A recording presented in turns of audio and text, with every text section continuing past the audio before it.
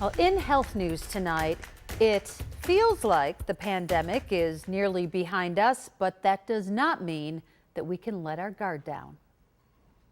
Dr. Thomas Russo from UB's Jacobs School of Medicine joins us now. Dr. Russo, COVID cases have been going up in Erie County the past few weeks. What do you make of that? Did we see a similar trend last April?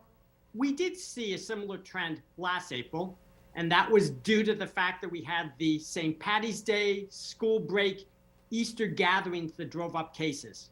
We're seeing a similar trend this year, but fortunately, the bump in cases is less, though we've seen a more significant increase over the last few days. And this has really been driven by a loosening of restrictions, people gathering indoors without masks. And so there are still some groups that need to be careful. Those are the unvaccinated, particularly if you haven't been infected with Omicron, those eligible for a booster, but yet to receive it, particularly if you're 50 and older, pregnant, or have significant underlying disease, and the immunocompromised. That was my next question because we haven't seen you in a while. So your best advice about getting the latest booster shot that's available is not an automatic, but it's really mostly for those folks you just mentioned? If you're yet to be vaccinated, please do so. That's most important. And if you're eligible for that third booster shot and yet to receive it, please get that as well. It's also been approved a fourth shot for the immunocompromised. I strongly recommend that they receive that fourth shot. And for 50 to 59.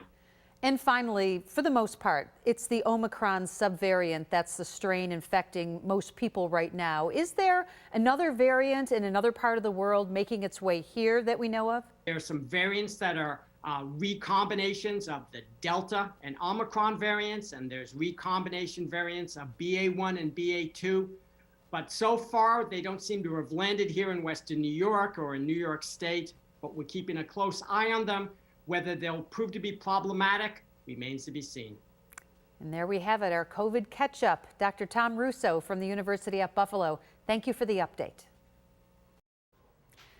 Meanwhile, Governor Kathy Hochul is urging everyone to take the normal precautions like getting the vaccine, staying home if you're sick, and getting tested before traveling. In Western New York, about 16 out of every 100,000 people have tested positive for COVID-19 in the last week.